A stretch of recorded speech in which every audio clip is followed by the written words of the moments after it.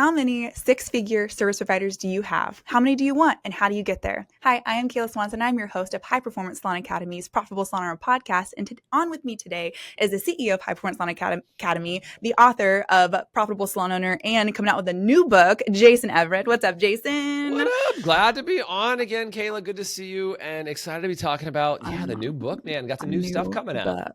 Yeah, Profitable Salon Owner has been out for how long now? It's been 2 years, I think, since we've done it's coming up on its second year for Profitable Salon Owner. It's been really cool and changed a bunch of random things that have just been really helpful for people. I know. And now we have a new book. Actually, this is not just my book. It's a book with all of our other mentors. 9 other mentors have collaborated to write this thing. It's a combined experience of like 250 years worth of salon owner knowledge. Like, it's crazy. I know. And you guys have been rolling up your sleeves and getting down on this book. It's been crazy. Yeah, it's been lots of crazy writing sessions and 20 hour straight sessions.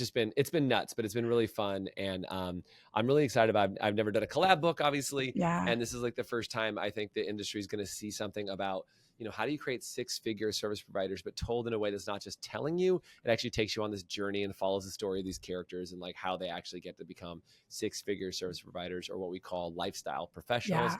And how do they like take home 6 figures? Not gross, not like, I was able to take 6 figures as gross, but actually net, like W-2 income, deposit in their bank account, $100,000 a year. How much do they have? Income. Yeah. Yeah. And it's cool to base off of the experiences of the mentors themselves, of having that experiences of taking their own staff through it, and just the journeys that they have, like between 9 salon owners and all of their experiences in the industry, and just getting to apply that to this book. Because I think there's a lot of people out there who are like, yeah, how do I get my team there? They're wanting to curate a space for their team, curate a career for their team, but they feel stuck on that. So let's talk about that. Like today we're talking about how do you as a salon owner help your team reach 6 figures in your business. And if you're listening to this, you're like, oh, I already have some. How do you help get all and become a business that can no matter who gets into your business, they can make 6 figures take home? There's a big difference between gross and net. So Jason, let's talk about that. What is kind of like the inspiration to this book? Why you guys kind of wanted to get into it? Yeah, well, we realized, one of the things that happened a couple of years ago, like happy accident by design, whatever you want to look at. And we started giving away a 6-figure stylist award because, I think it's a big deal for people to realize they can make 6 figures in the salon spa industry. Like 6 figures can be life-changing income. And what was really fascinating is we decided to give awards away on stage, and all of a sudden people were like, I want to get that award. Like, how do I earn 6 figures? And so we had to verify it. We had to say, like, send us in your W-2 or your, tax returns and things like that. And the first year we had a ton of people apply for the award that got it, that they proved it. And the next year there was even more. And then the next year people were like, hey, can we make it 150 and then 200 and 250? I'm like, yes, let's do that. And it became this a good problem to have. Yeah, it became this really cool goal, is that people really wanted to earn that 6-figure award. And instead of just being something like they can be acknowledged for what they do, people were like, they were aspiring. So the people that were doing like 75 and 80, they were calling me like, gosh, I'm so close. And they would do whatever it takes to get across the line. And it was really this beautiful thing where all of a sudden people started earning lifestyle income. Then it became this bragging point of like, well, okay, how many 6-figure stylists or how many 6-figure service providers work at your actual salon company? And so that was also really cool too. It's like, well, I have 6 of them, I have 10 of them, or I have 11 people, whatever the number is that you have inside your salon. And so people are like, oh, I have 1. You're like, well, why don't I have more? And so it became a competition around the, this other salon owners to say, I have successfully groomed this many people to be 6-figure earners. And I think those are the kind of things that are really powerful when you can say, no, like as a recruitment tool that I've, as a salon owner have helped this many people become 6-figure service providers. I can happily take you on the same path. Like, look at my track record. And I think that's why we as the training team for High Performance Salon Academy, we sat back and said, I think that's really a book that deserves to exist. And we said, what could we call it? And it was like, well, I think in this industry, people often set out to prove people wrong. Like, the haters and the doubters and the people who said you can't make it. Your parents have said, I think you should go into a different career or take this more seriously or whatever the thing is. That at the end of the day, we get to figure out what type of legacy that we want to leave. And if you're in this industry because you love it, I think it's spectacular. But like, your legacy is in what people around you replicate and create, not in what you've created. And so when we really said, like, let's figure out how to write a book and prove them wrong, like prove the doubters wrong, the haters wrong, your parents wrong, or even prove yourself wrong, what could we do to help show people the exact roadmap to go from wherever you're at now to taking home six figures and beyond, because that same roadmap plays out at any size. And we have stylists like literally behind the chair stylists that are taking, $400,000 and $500,000 a year home because of what they're doing. So we thought, let's show people how to make their first six figures in the industry. Wow, that's so cool. So when you start to build this book, the book's called Prove Them Wrong. Jason, do you guys have a release date? Is that that's this year? Yeah. It'll be out by November of 2025. So by the end of this year, it will be out. I don't have the exact date. We don't have the pre-party, but if you want to get access to the, let's do it this way. If you want to get access to the release party, do me a favor and comment party, or we can have you text in if you look for the description. In the description, yeah, it'll tell you what to text in the word party to, and we'll let you know when the release date for the book happens. We'll invite you out of the pre-party. We'll be giving away free copies of the book at that thing, and you can get access to it. And you're gonna want to get this book for your whole team, or at least for yourself, and read through it and go, yes, I want to get everybody on this thing. And I love the possibility that this will serve the salon owners on how do you help your stylist get there, but also serve the salon or the service providers to be like, hey, here's a book that can show you that it is possible, that you can get yourself there. Because a lot of people start in the industry and they're like, yeah, that's a dream and a goal, and I want to be successful in this career, but how do I get there? It's daunting. And some people we have service providers who got there in a short amount of time. It didn't take them 6, 7, 10 years. It took them 1, 2, 3 years to get there because of that kind of formula. A couple of years. And and I think this is really important too. It's not just stylists. It is for all service providers across the industry, no matter what your job is. If you're a nail tech, esthetician, massage therapist, there's lots of ways to do it. And it really talks about how do you look at your career instead of being like a job that you go to work at. How do you develop your career so you can really earn the income and living that you want? What are the mindset shifts? What are the relationships you need to have? How do you prevent yourself from being burnt out, broke, and not booked out at all, and turn yourself into a very productive, high performing, very popular, in demand, requested service provider. That's the goal. Exactly, because it's not like working 80 hours a day and grinding until you get there. It's this is not grind. No, and it's, I'm talking about, this is earning that much and taking, 3 to 4 weeks off every single year and not having to work every Saturday, and choosing those things and really creating choices for yourself to create the lifestyle that you're after. And that was it. It was how do you become truly a lifestyle professional that has the life and creates what they want? And, you can have it all in the industry. Man, so cool. I'm so excited. This is going to be a powerful book for the industry. So today, let's dive into a little bit. Let's give, those who are listening a little taste of what it can look like as to get in that mindset and start to moving those positions as we gear up for this book to launch. So what are some the pillars, some of the main points of this book that you guys have discussed on becoming a six-figure service provider? Yeah, totally. So there's 3 main areas that I think deserve to be addressed as a service provider. And obviously the first one is service, because you are a service provider. This is what you're doing. You're providing people the service. You're not selling a product, except for you might be selling a retail product that accompany the service that you give them, right? But you're not primarily a product hawker. You are a service provider, right? So you've got to provide people with world-class customer service. But people who do, let me just put it this way. People who are only earning between $0 to $25,000 a year, take home. And by the way, if you look up average income for a service provider, it'll say $32,000 a year across the country. Well, why is that? Couple reasons. One is there's some people do this part-time. 2, a lot of people don't report their tips and the rest of their take-home income, and people underreport things. And so it's not really reported very well. And I just don't think that that's something that should be that way, although it is. And so we have to change that. But would you agree that somebody who's making, 25 grand a year is doing a different service than somebody who's doing $100,000 a year? Probably. Is their shampoo different? Is their haircut different? Is their massage different? Is their, facial, is that different? What are the differences in those things? It's probably the salon that they work in. It's probably the space and the environment. It's the experience that they curate. And so, what happens when somebody's at the beginning of their career versus when somebody's really absolutely crushing it? What do they do?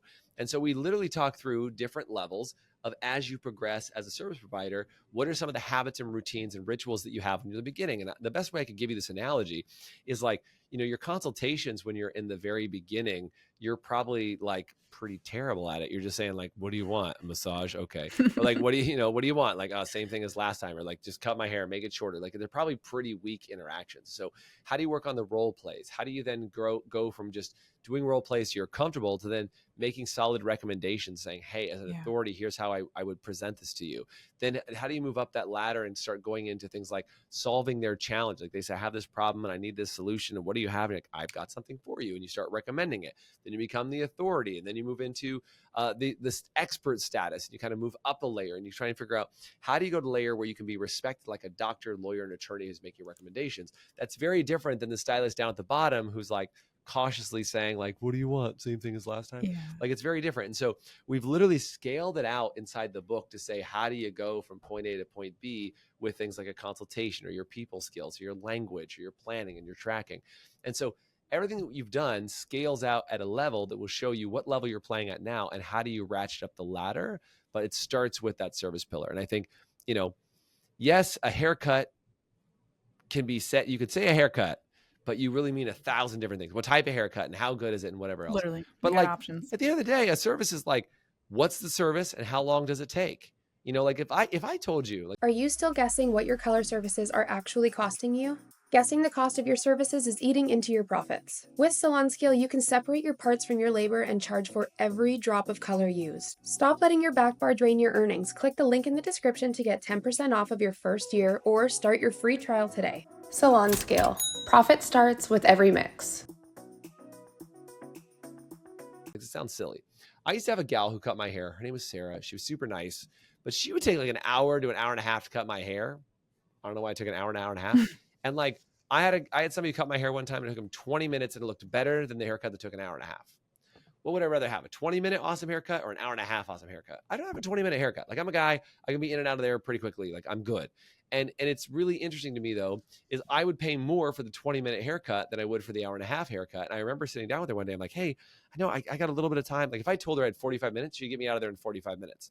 If I didn't say anything, she would sometimes cut my hair for an hour to an hour and a half. And I'm like, why? What is the difference? And she would want to talk and do all these other things. And it was just like, wait a second. I would pay more to be in the salon less. Like, and that's real. And I think just understanding what your clients and customers value as a part of the service is just as important as giving them a great service. Do I need a 10-minute, shampoo bowl experience with a head massage? Do I value that time? Is this Jason's me time at the salon where I get my 10 minutes of, amazing head massage? Like, what am I there for? Because if I'm not there for that and I'm in for efficiency, then I would value service differently. So anyway, service is the main pillar. I think most people are very good at doing a cut, color, whatever solution they're looking for, or any other service, facial massage, etc. But there's layers. So how do you get through those layers? So you're kind of like in the services that you invite people to look at what their service is, how are they positioning what they offer and how they're, utilizing their time and looking at their services, the intricacies of how that's playing out over time to then fine tune how then can you adjust it to be able to build upon it and become that expert. Cause that is such a good point. I love what you said about there's a people when you first kind of start and you're just like, yeah, kind of this. Like I remember when I started this podcast and I'd be the host, I'd be like, okay, let me write down all my notes. And you just don't have the level of experience, and experience comes when now it's easy to do. Yeah, correct. Yeah. So I think service is a big one. The next one is the one that most people overlook. This is the one that as soon as I say it, it's kind of a dirty word. So sorry for cussing on the podcast. Here's the dirty word. You ready? Yeah. Sales. Sales is a dirty. Goodness. Bleep it out. Beep. Yeah. So we're gonna sales. Get flagged now. Yeah, exactly. Sales. So the second I say sales, even as you're listening to this, your brain might turn off. I mean, and this is what's ironic. People hate to sell, but they love a good sale. Is like people love when things are on sale. They just don't like to be the thing that has to do the selling. Yeah. Right. Literally. And so that's kind of an interesting process. And so, if you don't sell, you won't have any customers and clients. And if you don't sell, you won't make any money. And of course, sales is a part of the process. But if you don't see yourself, and most people see themselves, if I said, what are you? I'm a service provider that does my art for a living. Not, I'm a service provider that also sells people the products that they need and in which they need to take home with them in order to make sure they can recreate their look at home. Now, I say that because selling is a fundamental part of the process, is understanding how to match people with things they need and they want that you can help them to get. It is not a process of forcing people to take things they don't want and or don't need so you can make a buck. That's not what I'm talking about.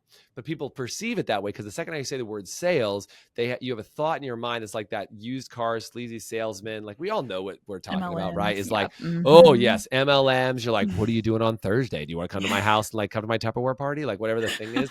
And so, and the idea is that sales gets seen as sleazy because people often have commission breath around sales. So they feel like if you have any sales to do or you have to sell them something, that somehow you're trying to get one over on them. Yeah. Ready to transform your business and improve your salon's profitability?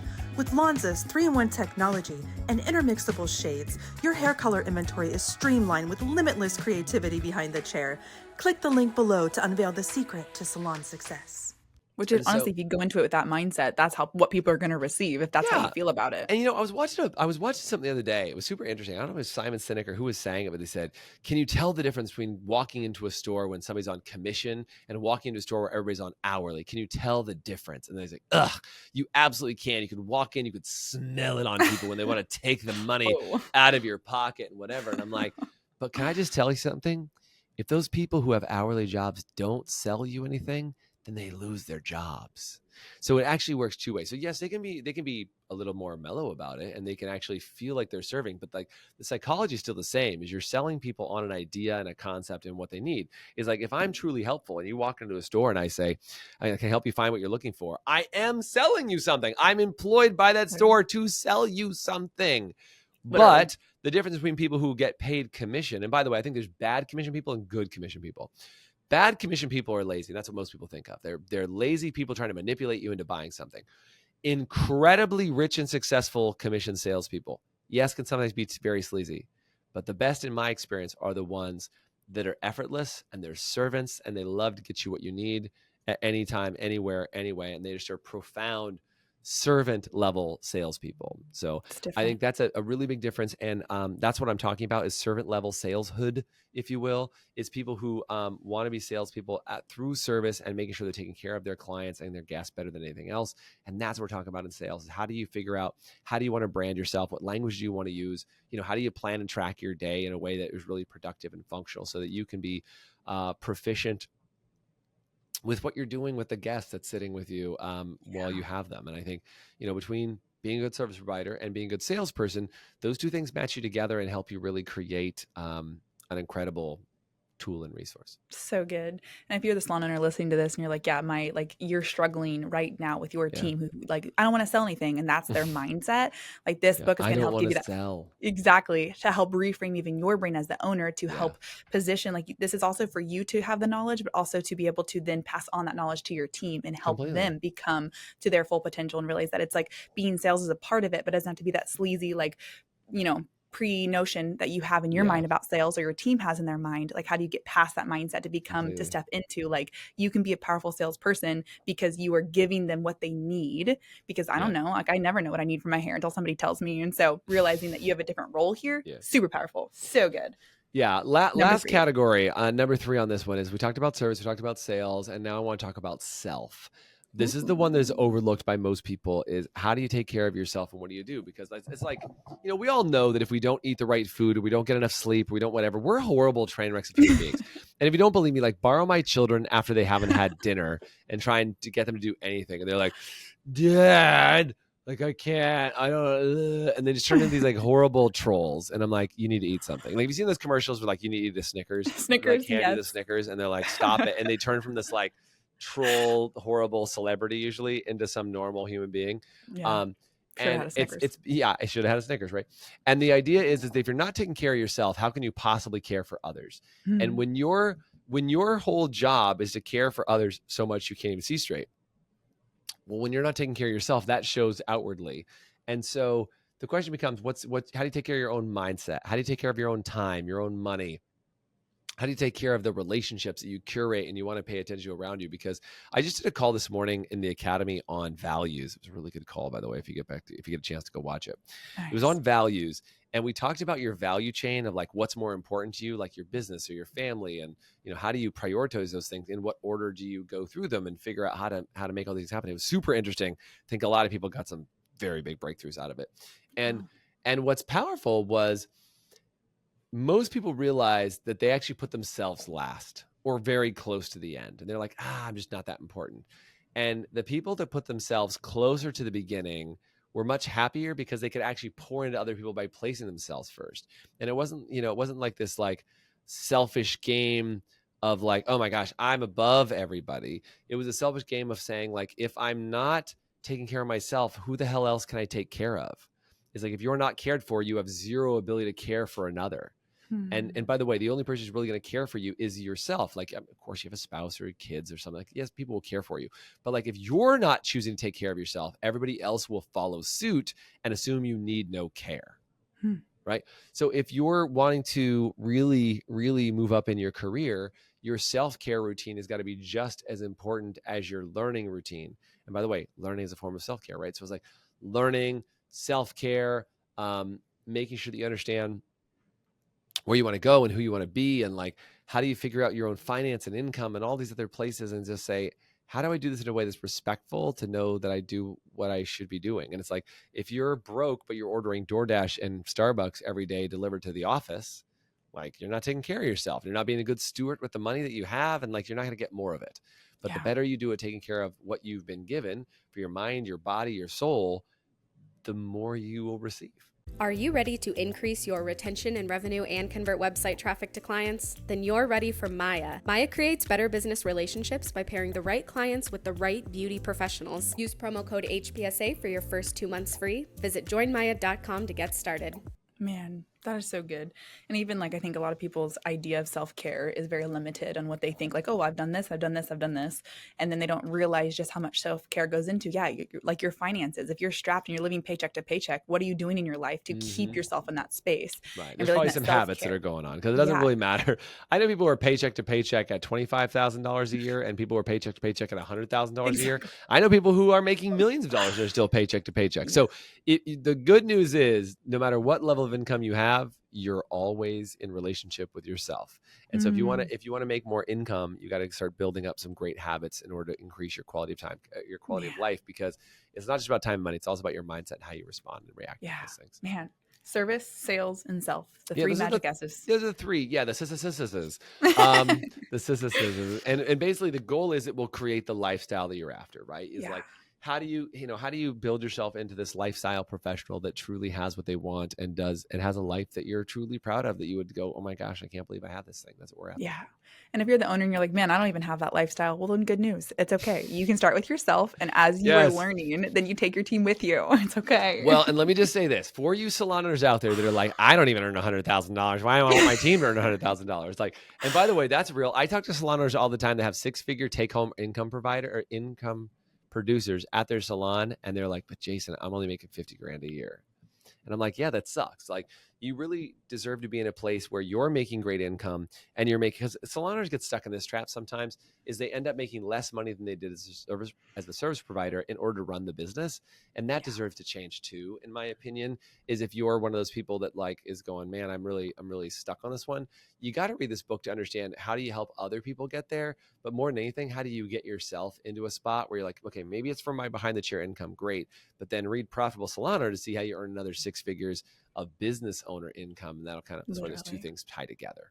Yeah. Yeah. And our podcast from honestly a long time ago, the 4 pillars of profit, still is one of our most popular, of just like realizing that there's multiple different pillars of profit within your salon. So check out that episode if you haven't seen it yet. Super good. Nice. Okay. So super excited for this book to come out in November. That's going to be really fun to be on the shelf. It's super going to make a big splash. I'm excited to see that come out. So as people who are listening today, walk away tangible, like, here's my advice to you today to walk away and go back to your salon no matter where you're at. What would you say? Get the book when it comes out in November. Text in to get updates. Text in the word party and come to the book launch. Come to the book launch and we'll give it to you for free. I mean, I say come because it's going to be fun, but like, come to the book launch. Throw a party. And and hopefully Kayla, you'll help me host it. I'd love to have you party with us like a rock stars. So we'll host the book launch. We'll give away this thing. And the idea is really that your actual items from here are to start evaluating. If you don't have the materials yet, like, it's not out, you can't read the book, but like, how well are you doing on service? How well are you doing on sales? How well are you doing with managing yourself? I think there's a couple tangible takeaways. Is ask yourself, in those 3, what's the one I deserve to work on the most? And it's whatever one you're focused on the least. So if you're like, sales is a dirty word, probably need to work on sales. If you're like, I don't even know the last time I took care of myself, maybe self is the category. most people don't need to work on service because that's their everyday. But like, if you're getting terrible Yelp reviews and people aren't coming back, maybe you need to work on your service too. Like that's part of it. I think that's less rare. Like if I put it in order, it's probably self-care is the number one people need to do. Then sales is probably number two, or they duke it out for supremacy all the time. And then service is probably the third one. But you might be the unicorn that your service impact needs to be stepped up a notch. Yeah.